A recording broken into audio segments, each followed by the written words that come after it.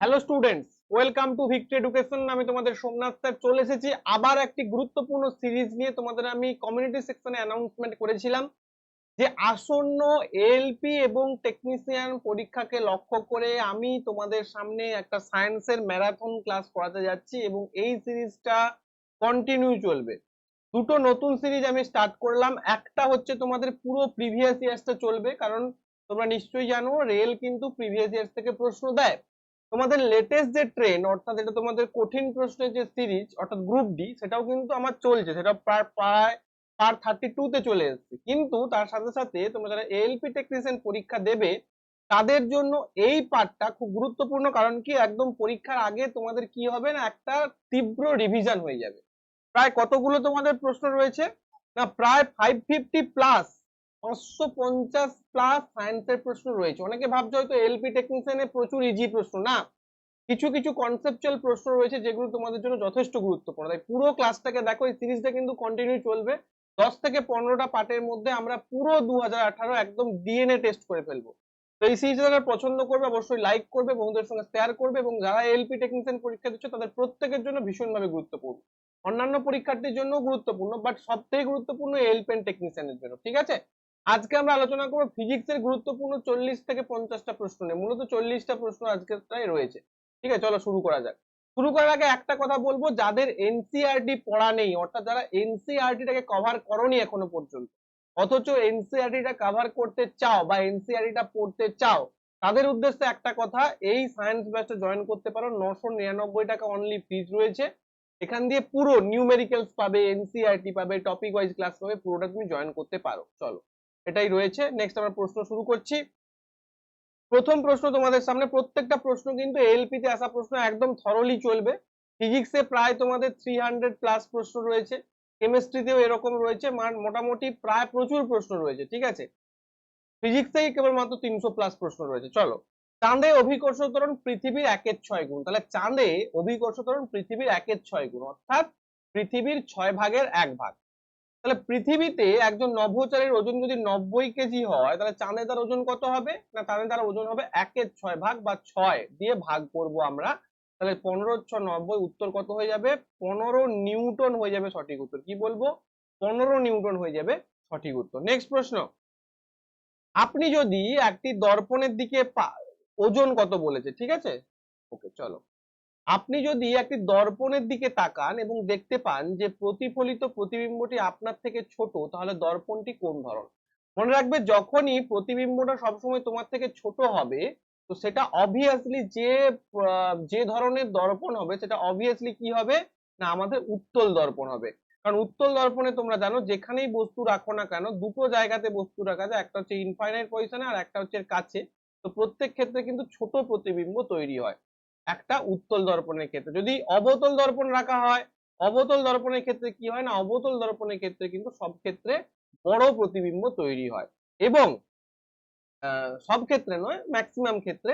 এবং মনে রাখতে হবে, যদি আমরা সমতল দর্পণ দেখি তাহলে সেক্ষেত্রে বস্তুর যে প্রতিবিম্বটা গঠিত হবে সেটা অলওয়েজ ভার্চুয়াল হবে, এবং সেটা বস্তুর সমান আকৃতি হবে। তাহলে এখানে সঠিক উত্তর হয়ে যাবে উত্তল দর্পণ। নেক্সট প্রশ্ন, একটি তৃতীয় শ্রেণীর লিভার, দেখো লিভার একটা হচ্ছে সরল যন্ত্র, যেগুলো আমরা আমাদের নিত্য নৈমিত্তিক যে কাজ সেখানে ব্যবহার করে থাকি, যে সরল যন্ত্র। সেখানে 3টে পার্ট থাকে। কি কি থাকে না, একটা হচ্ছে বল থাকে, একটা হচ্ছে ভার বা লোড থাকে, বল বা ফোর্স, একটা হচ্ছে ভার বা লোড, আর একটা হচ্ছে আলম্ব বিন্দু। এই 3টে অংশ কিন্তু তোমাদের থাকে। যেমন ধরো, আমি যদি বলি প্রথম শ্রেণীর লিভার, যেমন তুলা যন্ত্র। তুলা যন্ত্রে কি থাকে, তুলা যন্ত্রে কি থাকে না, দেখো এইখানটা কিন্তু তুলা যন্ত্রে কি থাকে, লোড থাকে। অর্থাৎ একদিকে থাকবে হচ্ছে লোড, একদিকে এইখানে, হ্যাঁ ঠিকই বলেছি, এইদিকে থাকবে লোড, এইদিকে থাকবে লোড। আর এই যে বিন্দুটাকে কেন্দ্র করে কি হবে না, বিন্দুটাকে কেন্দ্র করে বিন্দুটার একদিকে থাকবে ফোর্স আর একদিকে থাকবে লোড, এবং এই জায়গাটা দেখো ফোর্স থাকে। তার মানে আলটিমেট কি হচ্ছে, ফোর্স, বিন্দু, আলম্ব এবং লোড। তাহলে ফোর্স, আলম্ব, লোড, তার মানে এটা কি হবে, প্রথম শ্রেণীর লিভার। দ্বিতীয় শ্রেণীর লিভারের উদাহরণ হচ্ছে জাঁতি, যেটাতে সুপুরি কাটা হয়। কেউ কখনো দেখেছো কিনা জানি না, জাতির ক্ষেত্রে কি হবে বলতো, এইরকম জাতিটা হয় দেখতে। এখানে আমরা চাপ দিই আর এখান দিয়ে সুপুরি কাটা হয়। এখানটা আমরা চাপ দিই, এই জায়গাটা চাপ দিই, তার মানে এই জায়গাটা ফোর্স, এই জায়গাটা কি হচ্ছে, কাজ হচ্ছে, তার মানে এই জায়গাটা লোড রয়েছে, আর এই জায়গাটা হচ্ছে আলম্ব বিন্দু। আর মানুষের যে হাতের হাত, সেটা হচ্ছে তৃতীয় শ্রেণীর লিভারের উদাহরণ। সেখানে কি হয়, দ্বিতীয় শ্রেণীর উল্টোটা হয়। অর্থাৎ সেখানে কি থাকে না, আলম্বটা এখানে থাকে, আলম্ব, এবং তারপর এখানে দ্বিতীয় শ্রেণীর লিভারের ক্ষেত্রে লোড ছিল, কিন্তু এখানে থাকবে ফোর্স, আর লোডটা থাকবে তারপর এই জায়গাটা থাকবে। তার মানে দেখো এখানে কি বলতে চাইছে, তৃতীয় শ্রেণীর লিভারে বল এবং লোড কোন দিকে থাকে না, বল এবং লোডটা একই দিকে থাকে। দেখো বল এবং যে ভার বা বল এবং লোড একই দিকে থাকে। উত্তর যদি বলা হয় দ্বিতীয় শ্রেণীর লিভারে কোথায় থাকে, দ্বিতীয় শ্রেণীর লিভারেও কিন্তু একই দিকে থাকে বল এবং ভারটা। কিন্তু যদি তোমাকে প্রশ্ন চলে আসে যে আলম্ব বিন্দুর কাছে তৃতীয় শ্রেণীর লিভারে কে থাকে, তখন তোমরা উত্তর দেবে যে আলম্ব বিন্দুর কাছে তৃতীয় শ্রেণীর লিভারের ক্ষেত্রে থাকে ফোর্স এবং দ্বিতীয় শ্রেণীর লিভারের ক্ষেত্রে থাকে লোড।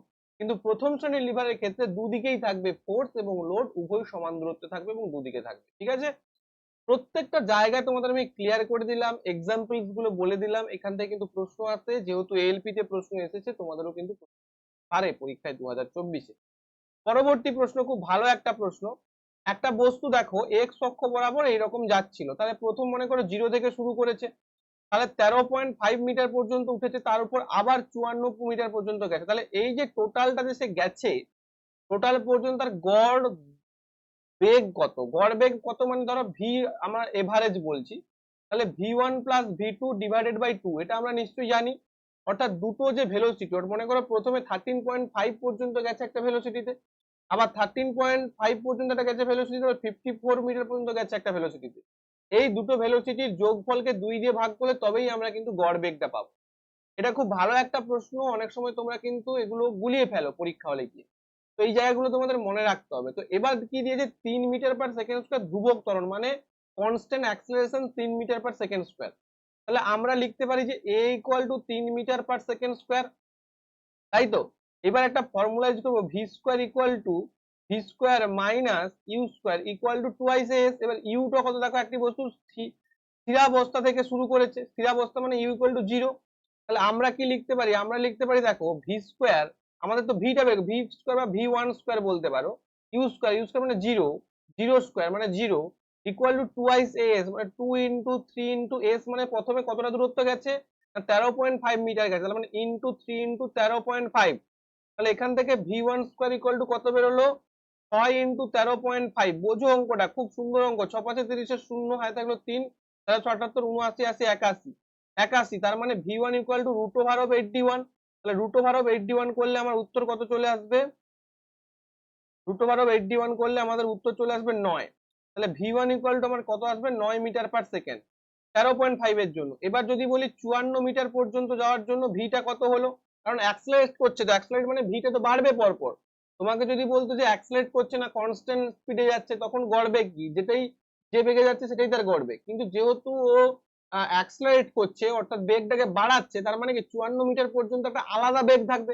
বোঝো ব্যাপারটা, 13.5 মিটার পর্যন্ত 3 মিটার পার সেকেন্ড স্কোয়ার, তারপর আবার বাড়বে, তো বাড়লে কত হবে দেখো, আবার আমরা করবো v2 square minus u square equal to 2 into a, twice a s লিখে দিচ্ছি। তার মানে কি হবে, এখানটা v2 স্কোয়ার মানে কত, v2 স্কোয়ারটাই বের করতে হবে, মাইনাস ইউ স্কোয়ার মানে 0, 2 মানে কত, 2 মানে 2, আর এ মানে কত 3, আর এস মানে 54। এটা করে ফেলো, তাহলে v2 equal to v2 square equal to কত, 3 2 6, 54 ইন্টু 6 24 4, হাতে থাকলো 2, আর 6 5 30 31 32, 324, 324 এর স্কোয়ার রুট করলে কত হয়, 18 হয়। তার মানে আমাদের v2 বেরিয়ে গেছে 18, v1 বেরিয়ে গেছে 9। আমরা অনায়াসে এবার গড় বেগটা বের করে নিতে পারবো, কত হবে না, গড় বেগ হয়ে যাবে কিন্তু 18 প্লাস 9 ডিভাইডেড বাই 2, 18 10 28, আর 18 9 কত 27, তার মানে 27 ডিভাইডেড বাই 2, 27 ডিভাইডেড 2 মানে কত 13.5, তাহলে যদি 26 একে 27, অর্থাৎ 13.5 মিটার পার সেকেন্ড হয়ে যাবে তোমার সঠিক উত্তর বা অপশন নাম্বার এ। কিন্তু দেখো একটা জায়গা তোমাকে আমি বলে দিচ্ছি, একটা এনসিইআরটি তে প্রশ্ন ছিল, একটা সুইমার একটা নির্দিষ্ট অ্যাক্সেলারেট স্পিডে প্রথমে একটা স্টার্টিং পয়েন্ট থেকে শুরু করেছে, তারপরে একটা নির্দিষ্ট দূরত্ব যাওয়ার পর আবার সেই দূরত্বে ফিরে এসেছে, তাহলে ওই সুইমারের গড় বেগ কত, যদি এ ধরনের প্রশ্ন থাকে তাহলে মনে রাখবে গড় বেগ 0 হবে। কেন, কারণ মনে রাখবে বেগ মানে কি হয়, বেগ মানে হয়, বেগ মানে হয় ত্বরণ বাই সময়, তাই তো। এখানে দেখো সে প্রথমে 13 মিটার গেছে, তারপর আবার 54 মিটার গেছে, সে কিন্তু একই জায়গায় ফিরে আসেনি। এখানে যদি বলতো সে 13 মিটার 13.5 মিটার গিয়ে আবার সেই জায়গায় ফিরে এসেছে, তখন কিন্তু বলতাম যে ওর বেগ 0। ঠিক আছে, কারণ কি, কারণ বেগ মানে সরণ বাই সময়, আর যদি কোনো বস্তু একই জায়গায় ঘুরে আসে তাহলে তার সরণ 0 হয়, তাহলে বেগ 0। কিন্তু যদি এখানে বলতো দ্রুতি কত হবে, দ্রুতির ক্ষেত্রে কিন্তু অতিক্রান্ত দূরত্বকে ধরা হয়। দ্রুতি মানে হচ্ছে কি, দ্রুতি মানে হচ্ছে স্পিড, আর বেগ মানে হচ্ছে ভেলোসিটি। বেগ একটা ভেক্টর রাশি, দ্রুতি বা স্পিড একটা স্কেলার রাশি। কারণ দ্রুতির অভিমুখ নেই, বাট বেগের অভিমুখ আছে, তাই ভেলোসিটি বা বেগ একটা হচ্ছে ভেক্টর রাশি। এই জায়গাগুলো পরীক্ষা যখন প্রশ্ন আসবে গুলিয়ে অবস্থা খারাপ হয়ে যাবে। ভালো করে বুঝে নাও, খুব সুন্দর প্রশ্ন। অনেকে বলছে স্যার এলপি 2018 প্রিভিয়াস ইয়ার্স প্রশ্ন আলোচনা করার দরকার। আমি বললাম না ভাই, তোমার বই পড়ে প্রশ্ন করা প্রিভিয়াস ইয়ার সোমনাথ স্যারের এক্সপ্লেনেশন করে করে প্রত্যেকটা খুঁটিয়ে পড়ানোর মধ্যে অনেক পার্থক্য থাকবে। কেন? কারণ আমি কখনো, আমার স্বভাব এটা নেই যে কঠিন প্রশ্নগুলো বাদ দিয়ে সহজ প্রশ্নগুলো তোমাদের সামনে নিয়ে চলে আসবো। যেটা পড়েছে ওটাই নিয়ে আসবো, কঠিন হলে কঠিন বোঝাবো, সহজ হলে সহজটা বোঝাবো। চলো, যেমন এটা ইজি প্রশ্ন, নিম্নলিখিত গতিশক্তি নিম্নলিখিত কোনটির সমান। দেখো গতিশক্তি মানে কি, গতি মানে কি, গতি মানে সেখানে ভেলোসিটিটা ইনক্লুড থাকবে। তাহলে ভেলোসিটি যদি ইনক্লুড থাকে তখন আমরা গতিশক্তি মানে কি বলবো, না গতিশক্তি মানে বলবো হাফ এম ভি স্কোয়ার। ঠিক আছে, বা যেটাকে আমরা কাইনেটিক এনার্জি বলছি, তাহলে হাফ এম ভি স্কোয়ার হয়ে যাবে সঠিক উত্তর। নেক্সট প্রশ্ন, দুটি দেহের মধ্যে শক্তি সবসময় সমান এবং বিপরীত, এই ধারণাটা নিউটনের কোন লতে বা কোন সূত্রতে বলা হয়েছে? তোমরা নিশ্চয়ই জানো, নিউটনের তৃতীয় গতিসূত্র। অর্থাৎ ক্রিয়া এবং প্রতিক্রিয়া প্রত্যেকে সমান এবং বিপরীতমুখী। এই যে ঘটনাটা, এটা নিউটনের তৃতীয় গতিসূত্রে বলা রয়েছে। নেক্সট প্রশ্ন, যদি আমরা একটি তামার তারের দৈর্ঘ্য দ্বিগুণ করি এবং ক্রস বিভাগীয় ক্ষেত্রটাকে ধ্রুবক রাখি, তবে রোধ কত গুণ বৃদ্ধি পাবে? এ ধরনের প্রশ্ন, মানে এর থেকেও কঠিন প্রশ্ন আমি তোমাদের অনেকবার করিয়েছি। 1 নম্বর তো তোমাদের যে গ্রুপ ডির যে শিফট গুলো অ্যানালিসিস হয় সেখানেও করিয়েছি, প্লাস তোমাদের যে আমি ইলেকট্রিকের অঙ্কগুলো করিয়েছি সেখানেও করিয়েছি। তাহলে এখানে কি হবে দেখো, আমরা কি করছি, আমরা কি জানি, আর ইকুয়াল টু কি জানি, এস এল বাই এ। এবার আর ওয়ান কি হয়েছে না, এই এলটাকে বাড়িয়ে 2l করে দিচ্ছে, তার মানে এস 2l বাই এ। দেখো আমরা যদি এটা করি যে R one equal to 2 into S L by A লিখতে পারি। এবার এই এস এল বাই এর মান কত, আর, তার মানে আর ওয়ান ইকুয়াল টু কি লিখতে পারি, 2r। অর্থাৎ দেখো আমরা যদি বলি, এটাকে দুটো ভাবে আমি বলতে পারি। কি কি দুটো ভাগে? না, আমরা বলতে পারি যে আর প্রপোর্শনাল টু এল। তাহলে আর প্রপোর্শনাল টু যদি এল হয়, আমি যদি এলটাকে দ্বিগুণ করি, তার মানে আরটাও কিন্তু আমার দ্বিগুণ বাড়বে, যেহেতু আর প্রপোর্শনাল টু এল। অর্থাৎ এখানে রোধ কত গুণ বৃদ্ধি পাবে, না রোধরাও কিন্তু 2 গুণ বৃদ্ধি পাবে। কিন্তু যদি এখানে তোমাকে বলতো যে ক্রস বিভাগীয় ক্ষেত্রফলকে দ্বিগুণ করা হয়েছে, তখন রোধ কি হবে, না তখন রোধ কিন্তু হাফ গুণ বাড়বে। ঠিক আছে, মানে হাফ কমে যাবে অ্যাকচুয়ালি তখন। কারণ কি, না কারণ আর ভ্যারাইজেস 1/a।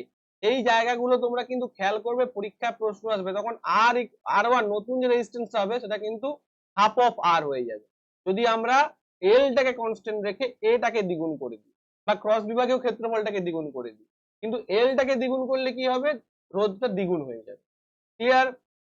নেক্সট 9 নম্বর প্রশ্ন, 7, 8, 9 নম্বর প্রশ্নটা মিসিং। ফোকাস দৈর্ঘ্য দেখো, বায়ুতে একটি উত্তল আয়না একটি তরল নিমজ্জিত হয়, একটা উত্তল আয়নাকে একটা তরলে নিমজ্জিত হয়ে গেছে, তরলে আয়নার ফোকাস দৈর্ঘ্য সবসময় মনে রাখবে, ফোকাস দৈর্ঘ্য কিন্তু মাধ্যমের ওপর নির্ভর করে না, বা মাধ্যমের প্রতিসরাঙ্কের ওপর নির্ভর করে না। মাধ্যমের প্রতিসরাঙ্কের ওপর নির্ভর করে না। কে নির্ভর করে না?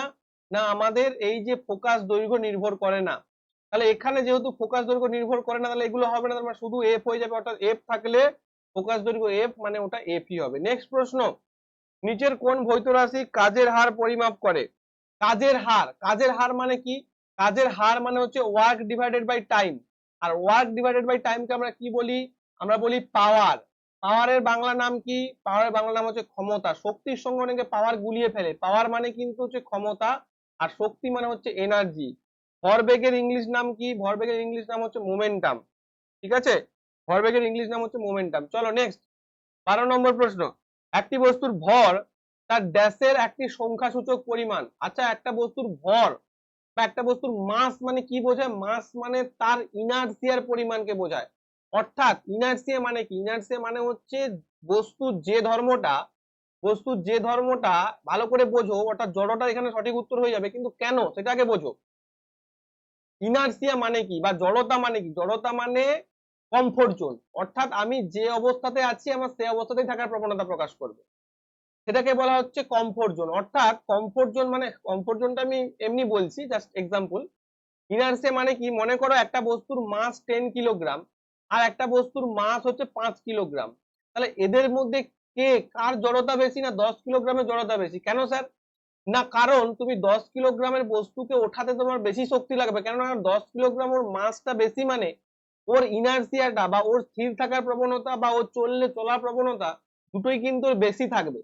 অর্থাৎ ভর যত বেশি হবে তার মধ্যে যে ইনার্সিয়াটা, তার মধ্যে যে জড়তা, সেই জড়তা তার মধ্যে বেশি থাকবে। বা আমরা বলতে পারি ভর যত বেশি থাকবে তার মধ্যে জড় পদার্থের পরিমাণ বেশি থাকবে, আর জড় পদার্থের পরিমাণ যত বেশি থাকবে তার জড়তাটাও তত বেশি হবে। ঠিক আছে, চলো, তার মানে জড়তা হয়ে যাবে সঠিক উত্তর। জলের ঘনত্বের তুলনায় বরফের ঘনত্ব কি হবে? কম হয় সবসময়, বেশি হয় না। আর যেহেতু জলের ঘনত্বের তুলনায় বরফের ঘনত্ব কম, তাই বরফ কিন্তু জলে ভাসে। কারণ জলের ঘনত্ব, বরফের ঘনত্ব যদি বেশি হতো, বরফ কিন্তু জলে ডুবে যেত। এটা মনে রাখবে, যখন কোনো কিছুর ঘনত্ব জলের থেকে বেশি হয় তখন সেটা কিন্তু জলে ডুবে যায় বা জলে নিমজ্জিত হয়, কিন্তু জলের ঘনত্বের থেকে যদি কম হয় তখন সেটা কিন্তু জলের উপর ভেসে থাকে। নেক্সট প্রশ্ন, স্থানান্তরিত তাপ শক্তির এসআই এককে কি প্রকাশ করা হয়? দেখো, স্থানান্তরিত তাপ শক্তি মানে নর্মাল তাপ শক্তির কথা বলা হয়েছে, আর তাপ শক্তি এটা প্রকাশ করা হয় জুল দিয়ে প্রকাশ করা হয়। ঠিক আছে, 152 ডিগ্রি ফারেনহাইট সমান কত ডিগ্রি সেলসিয়াস সমান? খুব ভালো প্রশ্ন, ইজি প্রশ্ন। আচ্ছা, আমরা ফারেনহাইট থেকে যে সেলসিয়াস স্কেলের যে স্থানান্তরিত করি সেটা কি করি না, আমরা জানি C/5 সমান F-32 ডিভাইডেড বাই 9। তাহলে F এর জায়গায় তুমি 152 বসিয়ে দাও, তাহলে কি হয়ে যাবে? C/5 সমান 152 মাইনাস 32 ডিভাইডেড বাই 9। আচ্ছা, C/5 সমান 152 থেকে 32 বাদ দিলে কত? 0, 3 4 5 120, তাই তো? হ্যাঁ, 120। তার মানে কাটাকুটি করো, 3 3 9, 3 4 12 0, তাই তো? তাহলে সি ইকুয়াল টু আমরা কি বলবো? সি ইকুয়াল টু বলবো আমরা 40 ইন্টু 5 ডিভাইডেড বাই 3, অর্থাৎ 4 5 20, 200। 200 কে তুমি 3 দিয়ে ভাগ করো, তাহলে 200 কে 3 দিয়ে ভাগ করলে আমাদের কত হবে না? 200 কে 3 দিয়ে যদি আমরা ভাগ করি তাহলে আমরা বলতে পারবো যে মোটামুটি আমাদের কত আসছে। 200 কে 3 দিয়ে ভাগ করো, চলো। 3 6 18 19 20। দেখো, যখনই আমাদের 6 দিয়ে একটা চলে আসছে, যখনই 6 দিয়ে চলে আসছে তখনই বুঝতে পারবে 66.67 একটা হতে পারে। 3 6 18 19 20, 2 20, 3 6 18 19 20, দেখো 2 20, তার মানে 6.6666 এরকম যাবে, তার মানে 66.67 বলতে পারবো। 66.67, ওকে, বোঝা গেছে। তাহলে আমাদের যে ফর্মুলাটা সেটা কি? C/5 সমান F-32 ডিভাইডেড বাই 9। এই ফর্মুলার দ্বারা কিন্তু আমাদের যে কনভার্সন, অর্থাৎ ফারেনহাইট এবং সেলসিয়াসের কনভার্সন কিন্তু করতে হবে। কিন্তু যদি আমাদের এখানে কেলভিন থেকে সেলসিয়াস স্কেলে ট্রান্সফার করতে হয় তাহলে কি করব না, ডিগ্রি সেন্টিগ্রেডের সঙ্গে 273 যোগ করব, তবেই আমরা কি পেয়ে যাব না, কেলভিন পেয়ে যাব। তার মানে 0 ডিগ্রি সেন্টিগ্রেড সমান কত কেলভিন হবে? 0 ডিগ্রি সেন্টিগ্রেড সমান 273 কেলভিন হয়ে যাবে। 273 যোগ করলে 273 কেলভিন হয়ে যাবে। একটি বল 30 মিটার পার সেকেন্ড দ্রুতিতে উলম্বভাবে ওপরের দিকে নিক্ষেপ করা হয়। অর্থাৎ একটা বলকে কি করেছো তুমি? হাত দিয়ে উলম্ব দিকে নিক্ষেপ করে দিয়েছো, ওপরের দিকে নিক্ষেপ করেছো। 4 সেকেন্ড পরে সরণের মাত্রা কত হবে, অর্থাৎ সরণ কত হবে বা ম্যাগনিটিউড অফ তোমার হচ্ছে ম্যাগনিটিউড অফ ডিসপ্লেসমেন্ট কত হবে সেটা বলতেছে, যে সরণের মাত্রা কত হবে, অর্থাৎ সরণ কত হবে। তাহলে আমাকে একটা কথা বলো, সরণ দিয়ে আমরা গতীয় সমীকরণে সরণ বের করানোর জন্য যে ফর্মুলাটা পড়েছি, সরণ এবং ত্বরণের সঙ্গে সম্পর্কিত যে ফর্মুলাটা পড়েছে সেটা কি? সেটা হচ্ছে S equal to u t plus half a t square. আচ্ছা, আমাকে একটা কথা বলো, এই যে বস্তুটা ওপরের দিকে যাচ্ছে, তাই তো? বস্তুটা ওপরের দিকে গেলে তার যে গ্র্যাভিটেশনাল ফোর্স, সেই গ্র্যাভিটেশনাল ফোর্সটা কোন দিকে কাজ করছে? নিচের দিকে। তার মানে দেখো, বস্তুটা যাচ্ছে একদিকে ওপরের দিকে, তার মানে ও নির্দিষ্ট ভাবে ওর বেগটা বাড়ছে না কমছে? যত ওপরের দিকে যাচ্ছে ওর বেগটা কিন্তু কমছে, বেগটা কিন্তু কমছে। যত ওপরের দিকেও যাচ্ছে তত ওর বেগটা কমছে, এটা মনে রাখবে। অর্থাৎ ওর কি হচ্ছে? রিটার্ডেশন হচ্ছে, মন্দন হচ্ছে। আর মন্দনের ক্ষেত্রে এই সমীকরণটা আমরা একটু চেঞ্জ করে নিই, কি লিখি? UT minus half a t square লিখে, এটা বোঝো ভালো করে। একটা বস্তুকে আমি যদি ওপরের দিকে উঠে দিই, এইটা উপরের দিকে উঠে দিলাম, দেখো ওটা কিন্তু একটা নির্দিষ্ট দূরত্ব যাওয়ার পর আমার হাতের নিচে পড়ছে। কেন না, কারণ এ ওপরের দিকে উঠছে কিন্তু পৃথিবীকে নিচের দিকে টানছে। তাহলে যতক্ষণ পর্যন্ত আমি এটাকে যে বলটা দিয়ে ওপরে উঠিয়েছিলাম, সেই বলটা যখনই খাতাম টাটা গুড বাই হয়ে যাবে তখন এটা নিচের দিকে নামতে শুরু করবে। তাহলে এই যে বস্তুটাকে আমি এই বলটা দিয়ে ওপরের দিকে পাঠালাম, সেই বলটা জাস্ট এই বলটার জন্য এটা কত দূর গেল সেটাই আমাদের বের করতে হবে, সেটাই হচ্ছে সরণ।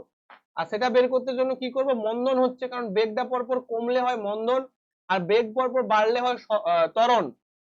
অর্থাৎ বেগ বাড়লে হয় অ্যাক্সেলারেশন, আর বেগ কমলে হয় রিটার্ডেশন বা ডিসক্লারেশন আমরা বলছি, ডি অ্যাক্সেলারেশন যাকে আমরা বলছি। ইউটি, ইউ কত দেখো, ইউ কত হবে না, ইউ আমাদের বলছে 30 মিটার পার সেকেন্ড, তার মানে 30 মিটার পার সেকেন্ড 30 ইন্টু দেখো 4, 30 ইন্টু 4 আমরা করলাম 4 সেকেন্ড।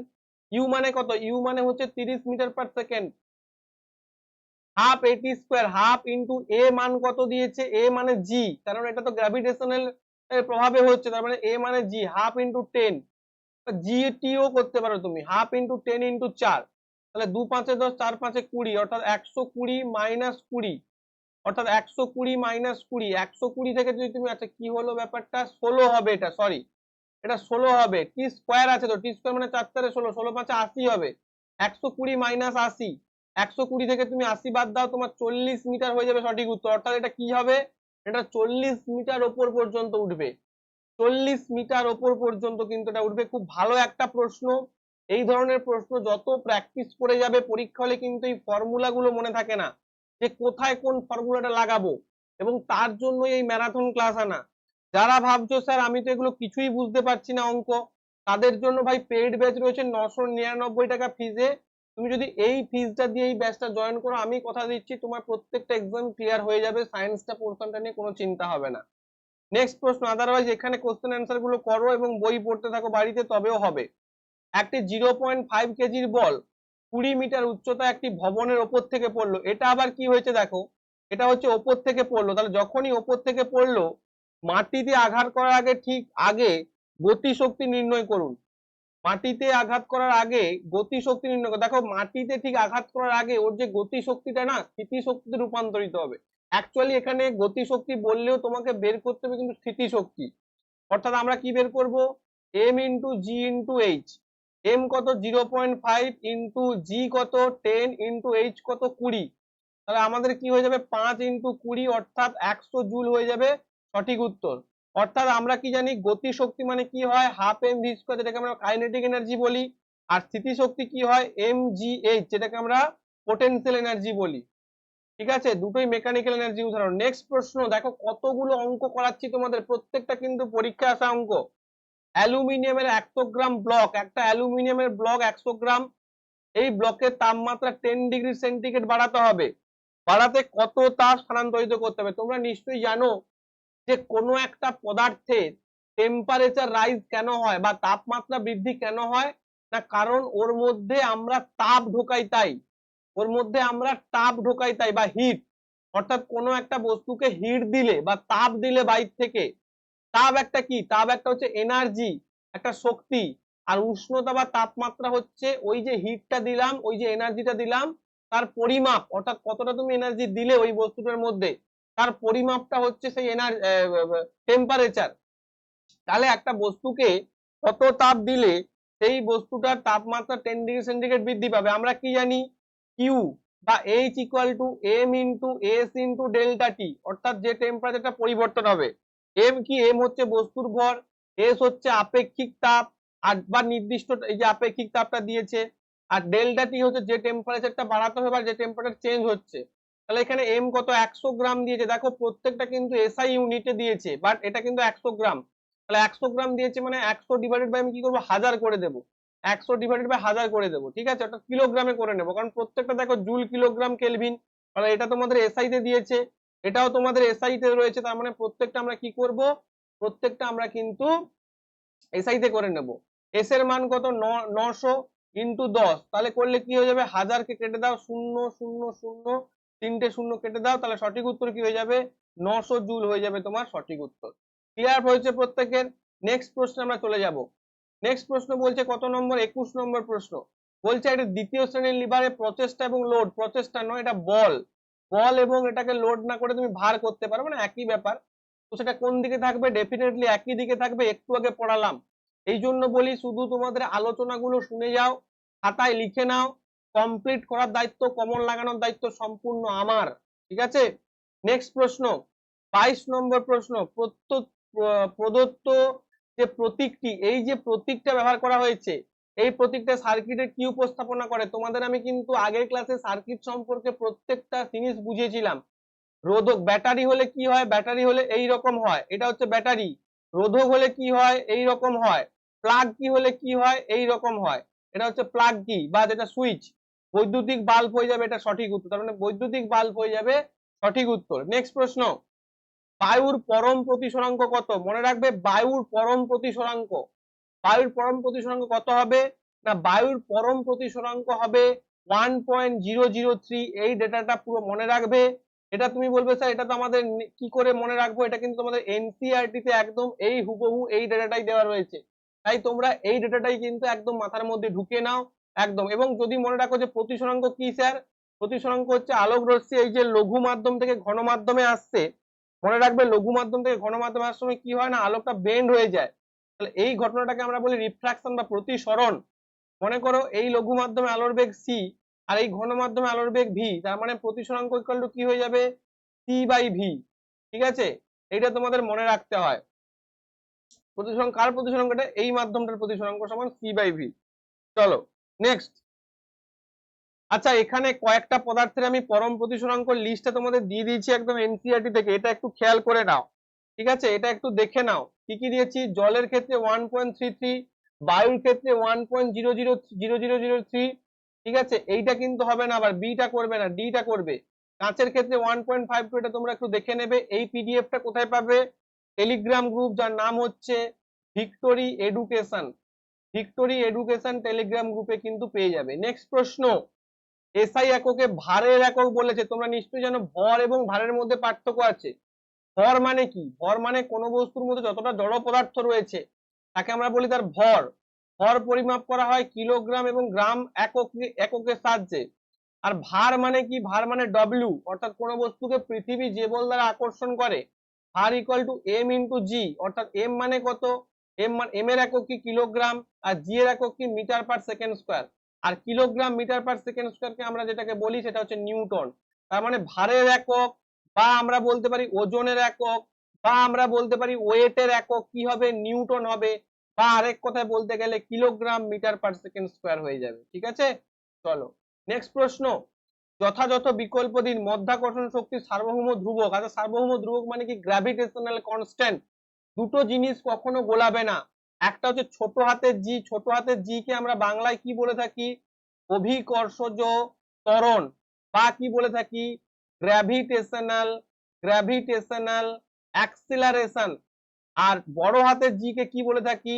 বড় হাতের জি কে বলি মহাকর্ষ ধ্রুবক বা সার্বজনীন মহাকর্ষ ধ্রুবক, বা যেটাকে আমরা কি বলে থাকি না, আমরা বলে থাকি গ্র্যাভিটেশনাল, গ্র্যাভিটেশনাল কনস্ট্যান্ট। ঠিক আছে, আমরা কি জানি? দুটো বস্তু, একটা মনে করো m1 ভর, একটা মনে করো m2 ভর।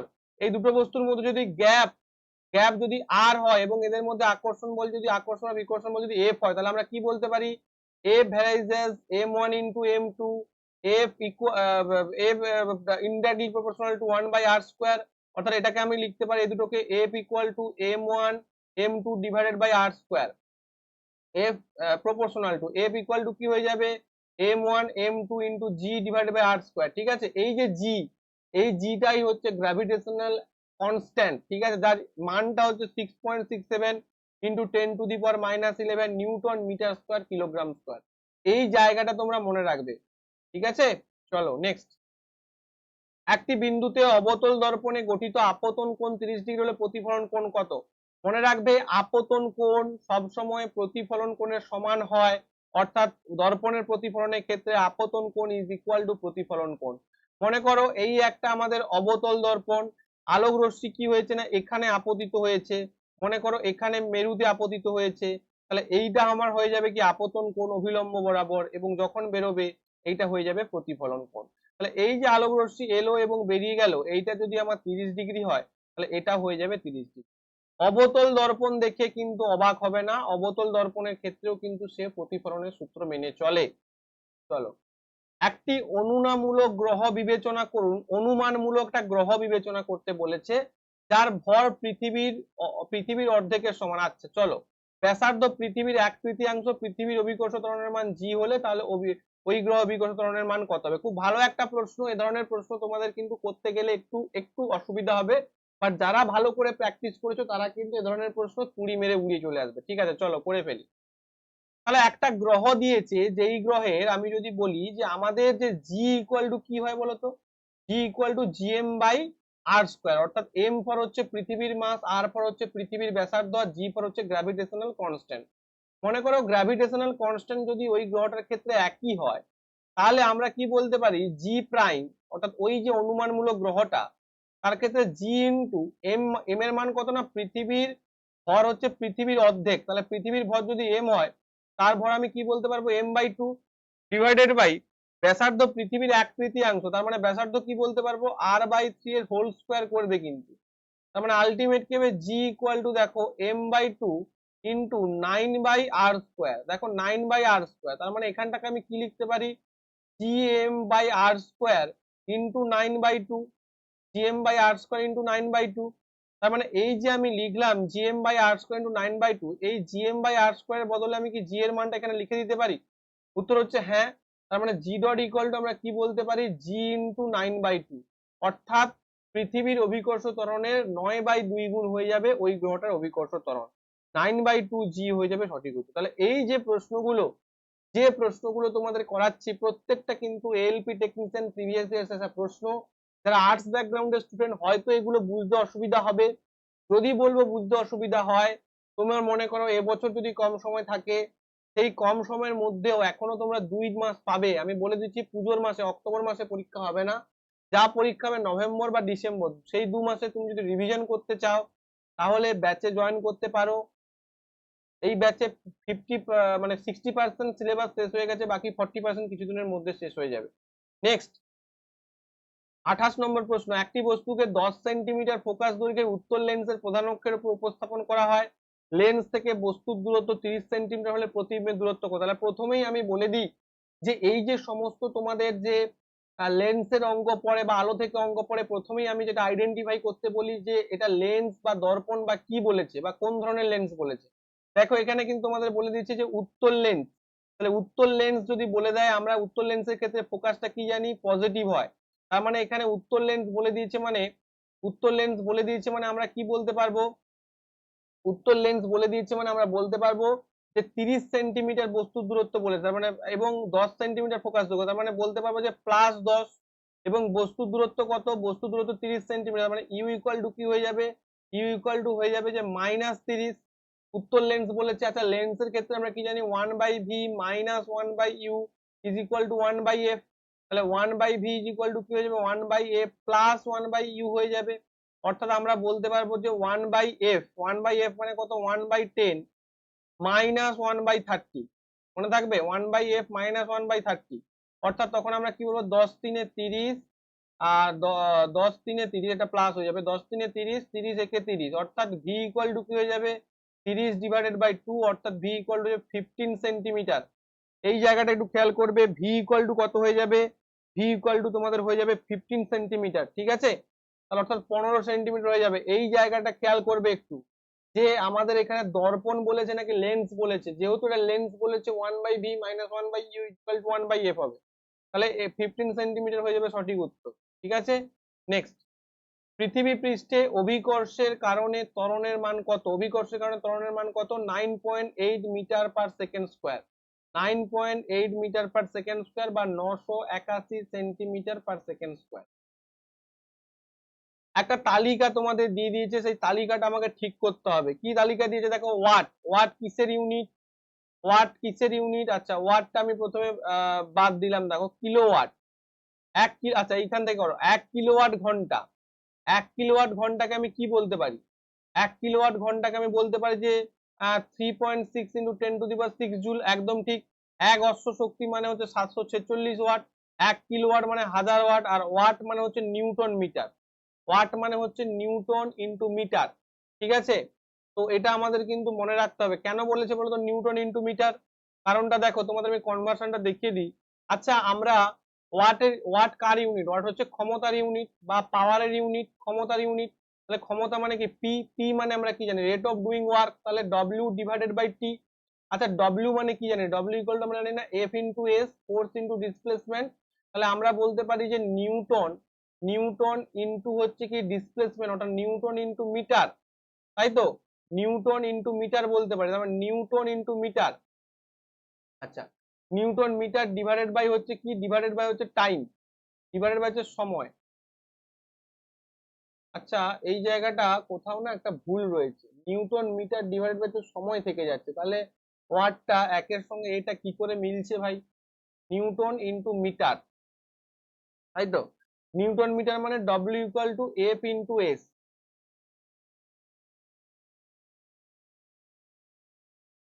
আচ্ছা এই জায়গাটা না নিউটন মিটার বাই সেকেন্ড টেকেন্ড কিছু একটা হতো, ঠিক আছে, এই জায়গাটা একটু খেয়াল করবে তোমরা। যাই হোক আদারওয়াইজ আমাদের অপশন এটাই মিলছে, তার মানে অপশন এটাই সঠিক উত্তর হবে, তার ডি। ঠিক আছে নেক্সট 31 নম্বর প্রশ্নটা বলছে একটি গোলাকার আয়নার প্রতিফলিত পৃষ্ঠের কেন্দ্র একটি বিন্দু, প্রতিফলিত পৃষ্ঠের কেন্দ্র একটি বিন্দু, তাকে কি বলা হবে, মেরু বলা হবে। নেক্সট পৃথিবীর চারপাশে 40,000 কিলোমিটার ব্যাসার্ধের একটি কক্ষপথে একটি স্যাটেলাইট চলে গেলে মধ্যাকর্ষণ শক্তির সম্পূর্ণ কাজ হবে। দেখো 40,000 কিলোমিটার ব্যাসার্ধে যখন স্যাটেলাইট চলবে সে তো ঘুরে আবার আসবে, তাহলে ঘুরে যদি আবার আসে তাহলে ডব্লিউ ইকুয়াল টু এফ এস, আর এস টা জিরো হয়ে গেলে ডব্লিউ ইকুয়াল টু জিরো হয়ে যাবে, তার মানে 0 জুল হয়ে যাবে। নেক্সট আয়না থেকে 60 সেন্টিমিটার দূরে একটা আয়না থেকে, কোন আয়না আমাকে বলেনি, 60 সেন্টিমিটার, আচ্ছা অবতল আয়না বলে দিয়েছে পরে, 60 সেন্টিমিটার দূরে একটি বাস্তব চিত্র পেতে মানে সৎ প্রতিবিম্ব পেতে 1.2 সেন্টিমিটার উচ্চতার একটি বস্তুকে 20 সেন্টিমিটার ফোকাস দৈর্ঘ্যের একটি অবতল আয়নার সামনে 30 সেন্টিমিটার দূরে রাখা হয়, প্রতিবিম্বের উচ্চতা কত হবে, তাহলে ডেটা গুলোকে সাজাই আগে। যেহেতু অবতল আয়না এবং সৎ প্রতিবিম্ব বলে দিয়েছে তাহলে আমরা সেভাবে সাজাতে পারবো। 60 সেন্টিমিটার দূরত্বে বাস্তব চিত্র পেতে, তাহলে ভি ইকুয়াল টু কি হবে, সৎ প্রতিবিম্ব, আর অবতল দর্পণের ক্ষেত্রে সৎ প্রতিবিম্ব মানে মাইনাস হবে ভিটা, তাহলে v equal to minus 60 centimetre. U equal to কত, ইউ ইকুয়াল টু হচ্ছে minus 20 centimetre. F equal to কত না, সামনে 30 সেন্টিমিটার দৈর্ঘ্যের একটি অবতল আয়নার সামনে 30 সেন্টিমিটার, ও আচ্ছা সরি 20 সেন্টিমিটার হচ্ছে ফোকাস, 20 সেন্টিমিটারটা ফোকাস, আর ইউটা হচ্ছে 30 সেন্টিমিটার। অবতল আয়না মানে এটাও মাইনাস হবে, মাইনাস 20, সব কটাই মাইনাস হবে, তার মানে আমরা কি করব, 1/ভি আমাদের করার দরকার নেই। কেন করার দরকার নেই, কারণ আমাদের কি করতে বলতো, প্রতিবিম্বের উচ্চতা বের করতে হবে। উচ্চতা মানে আমরা কি জানি, ম্যাগনিফিকেশন, ম্যাগনিফিকেশনের ক্ষেত্রে কি minus of v by u is equal to height of image divided by height of object, তাই তো, তাহলে মাইনাস অফ ভি মানে কত, ভি মানে হচ্ছে -60 ডিভাইডেড বাই, সবসময় চিহ্ন সহ লিখবে, চিহ্ন বাদ দিয়ে কিন্তু এই ধরনের প্রশ্নগুলো কখনোই লিখবে না, -30, মাইনাস মাইনাস কেটে গেল, হাইট অফ ইমেজ কত, হাইট অফ ইমেজ কত বের করতে হবে, হাইট অফ অবজেক্ট কত, হাইট অফ অবজেক্ট হচ্ছে 1.2, তার মানে দেখো 30 2 60, 30 2 60 হলে আমরা কত বলবো, হাইট অফ ইমেজ কত বলতে পারি, 1.2 ইন্টু -2, অর্থাৎ 12 2 24, -2.4 সেন্টিমিটার, তার মানে কি উত্তর হয়ে যাবে, -2.4 সেন্টিমিটার, -2.4 সেন্টিমিটারই হবে। কেন, যেহেতু দেখো সৎ প্রতিবিম্ব বলেছে, সৎ প্রতিবিম্বের ক্ষেত্রে তো মাইনাসই হবে, আমি বারবার বলেছি হাইট অফ ইমেজ যখন মাইনাস আসবে তখন বুঝতে পারবে যে ওটা একটা সৎ প্রতিবিম্ব হয়েছে, ঠিক আছে, আমরা ডেফিনেটলি এখানে -2.4 centimetre will be your right answer. Okay চলো, খুব ভালো একটা প্রশ্ন, নেক্সট প্রশ্ন। আচ্ছা চলো এখানে আবার একটা ছক দিয়ে দিয়েছে, দেখি কি বলেছে, বলেছে কাজ, রাসায়নিক কাজ হচ্ছে, কাজের একক হচ্ছে জুল, আচ্ছা ঠিক আছে, শক্তির একক কিলোওয়াট ঘন্টা, 1D আর 3C, 1D 3C, option number 1 এ রয়েছে 1D 3C, অপশন নাম্বার 1 সঠিক উত্তর হয়ে যাবে, বাকিগুলো মিলিয়ে নি। শক্তি, মাইক্রোফোন, মাইক্রোফোন কি করে না, শব্দ শক্তিকে বৈদ্যুতিক শক্তিতে রূপান্তরিত করে, আর কাজ কি, ব্যাটারি কি করে, রাসায়নিক শক্তি বৈদ্যুতিক শক্তি রূপান্তরিত করে, এটা একদম ঠিক রয়েছে অপশন এ, ঠিক আছে। নেক্সট প্রশ্ন, একটি বাস্তব চিত্র পেতে 20 সেন্টিমিটার ফোকাস দৈর্ঘ্যের একটি অবতল আয়নার সামনে একটি বস্তুকে 30 সেন্টিমিটার দূরত্ব রেখেছে, অবতল আয়না দিয়েছে, কোন আয়না দিয়েছে, অবতল আয়না, অবতল আয়না মানে আমরা কি বলতে পারি যে এফ ইকুয়াল টু কত হবে, এফ ইকুয়াল টু মাইনাস হবে, তাহলে এফ ইকুয়াল টু মাইনাস মানে -20, ইউ ইকুয়াল টু কত -30, তাহলে আমরা কি বের করবো, 1/ভি প্লাস 1/ইউ ইজ ইকুয়াল টু 1/এফ, তাহলে 1/ভি ইকুয়াল টু কত হবে, 1/এফ মাইনাস অফ 1/ইউ, 1/এফ মানে -1/-20 মাইনাস অফ 1/-30, অর্থাৎ এটা প্লাস হয়ে যাবে, ঠিক আছে, তার মানে 30 2 60, 20 3 60 প্লাস হচ্ছে 30 2 60, -3 প্লাস 2, মানে ভি ইকুয়াল টু কত হয়ে যাবে, -60 সেন্টিমিটার। যেহেতু এখানটা মাইনাস চিহ্ন নেই, শুধু কত দূরত্বে বলেছে, শুধু ডেটা দিয়েছে, তাহলে আমরা অনায়াসে 60 সেন্টিমিটার করে দেবো। মাইনাসে থাকলে তুমি মাইনাস করবে, বা এমনি থাকলে তুমি এমনি করবে, ওটা কোনো ব্যাপার না। অনেকে চিহ্ন সহ লেখে, অনেকে শুধু ডিস্টেন্সটা বলে যে কত ডিস্টেন্স হয়েছে, 60 সেন্টিমিটার। একই গতিতে চলমান একটি ট্রেন 50 সেকেন্ডে 338 মিটার অতিক্রম করে, গতি কত? হোমওয়ার্ক করো এটা। এটা প্রত্যেকে হোমওয়ার্ক করবে এবং কমেন্ট করে জানাবে যে তোমাদের হোমওয়ার্কের উত্তর কি হবে। ঠিক আছে, প্রত্যেকে হোমওয়ার্কটা কমেন্ট করে জানাবে। নেক্সট প্রশ্ন, 15 কেজি ভরের একটি বস্তু 4 মিটার পার সেকেন্ড এর অভিন্ন বেগ নিয়ে চলছে, বস্তুতে গতিশক্তি কত হবে? গতিশক্তি মানে আমরা কি জানি? Half m v square.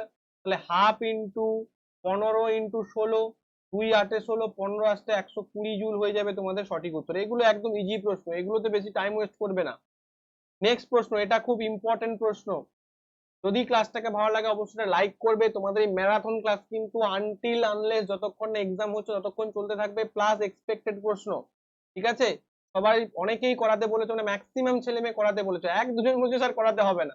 জানি ওরা হয়তো পারবে, বাট তোমাদের জন্য যারা করাতে বলেছে তোমাদের জন্য আমি কিন্তু পুরোটা আলোচনা করব। একটি সবাতরঙ্গের ফ্রিকোয়েন্সি দিচ্ছে 3.5 কিলো হার্জ। এই অঙ্কগুলো তোমরা জানো তো, পারবে না আলোচনা না করে দিলে। 3.5 কিলো হার্জ, এটা কি ফ্রিকোয়েন্সি বা এন। এন আমি যদি বলি এন ফর ফ্রিকোয়েন্সি, তাহলে এন দিয়ে ডিনোট করলাম। তরঙ্গ দৈর্ঘ্য বা ল্যামডা ইকুয়াল টু কত? 0.1 মিটার। তাহলে 700 মিটার অতিক্রম করতে কতক্ষণ লাগবে? তাহলে আমাদের আগে এখান থেকে স্পিডটা বের করে নিতে হবে। আমরা কি জানি যে V equal two N lambda, অর্থাৎ ভেলোসিটি ইকুয়াল টু কম্পাঙ্ক ইন্টু তরঙ্গ দৈর্ঘ্য। তাহলে একটা তরঙ্গের যে গতি বা ভেলোসিটি বা গতিবেগ আমরা যদি পেতে চাই বা বেগ পেতে চাই, তাহলে কি করতে হবে? তার ফ্রিকোয়েন্সিটাকে তরঙ্গ দৈর্ঘ্যের সঙ্গে গুণ করতে হবে। তাহলে ফ্রিকোয়েন্সি দেখো কিলো হার্জ দিয়েছে, এটাকে হার্জ করতে হবে। তার মানে কি করব আমরা? 3.5 এর সঙ্গে 1000 গুণ করে দেব ইন্টু 0.1, তাহলে কি হয়ে যাবে? 1000 যদি গুণ করি এটা কত হয়ে যাবে? না, এখানে দেখো আমরা বলতে পারবো আচ্ছা আমরা বলতে পারবো যে 35-এর সঙ্গে 3টে শূন্য, 2টো শূন্য করে 350, তাই তো? 350 হয়ে যাবে সঠিক উত্তর। 350 হয়ে যাবে সঠিক উত্তর। 350 সঠিক উত্তর মানে কি? ভিটা হচ্ছে 350, কিন্তু এখানে তোমাকে বলে 700 মিটার অতিক্রম করতে কত সময় লাগবে। তাহলে দেখো 350টা তার কি? 350 তার বেগ, অর্থাৎ মিটার পার সেকেন্ড। তাহলে 350 মিটার পার সেকেন্ড যদি তার গতিবেগ হয়, 350 মিটার পার সেকেন্ড যদি তার গতিবেগ হয়, তাহলে আমি কি বলতে পারবো? আমি বলতে পারবো অনায়াসে, আমি যেটা বলতে পারবো সেটা হচ্ছে যে 700 মিটার যেটা 2 সেকেন্ড সময় লাগবে, কারণ 350 ইন্টু 2 করলে 700 হবে, অর্থাৎ তার 2 সেকেন্ড সময় কিন্তু এখানটা লাগবে। ক্লাস যদি ভালো লেগে থাকে অবশ্যই লাইক করবে। নেক্সট প্রশ্ন, নিম্নলিখিত কোনটি স্থিতিশক্তি এবং গতিশক্তির যোগফল? মনে রাখবে, স্থিতিশক্তি এবং গতিশক্তির যোগফল হচ্ছে যান্ত্রিক শক্তি, অর্থাৎ আমরা বলবো যে মেকানিক্যাল এনার্জি। যদি ইংলিশে দিয়ে দেয় সেটা লিখে রাখো, মেকানিক্যাল এনার্জি। এটাকে দুটো ভাগে ভাগ করা, একটা পোটেনশিয়াল এনার্জি বা দুটোর যোগফল, প্লাস হচ্ছে কাইনেটিক এনার্জি। ঠিক আছে, এই দুটোকে মিলিয়ে হচ্ছে মেকানিক্যাল এনার্জি বা যান্ত্রিক শক্তি। লাস্ট প্রশ্ন আজকে, ত্বরণের পরিবর্তনের হারকে কি বলা হয়?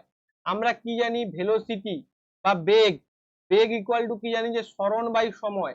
আমি প্রথম ক্লাসে একদম প্রথমেই তোমাদের বলেছিলাম বেগ ইকুয়াল টু সরণ বাই সময়, অর্থাৎ সরণের পরিবর্তনের হারকে বলা হয় ভেলোসিটি বা বেগ। কিন্তু যদি এটা বলতো যে দ্রুতি, বা যদি তোমাদের বলতো স্পিড, তখন কি বলতে? তখন আমরা বলতাম যে অতিক্রান্ত দূরত্ব। এই দুটো জায়গা মনে রাখবে, অতিক্রান্ত দূরত্ব ডিভাইডেড বাই হচ্ছে সময়, বা ডিস্টেন্স, ডিস্টেন্স ডিভাইডেড বাই হচ্ছে টাইম। এই জায়গাটা মনে রাখবে। দ্রুতি মানে হচ্ছে স্পিড, যেটা হচ্ছে একটা স্কেলার রাশি, এটা হচ্ছে একটা স্কেলার রাশি।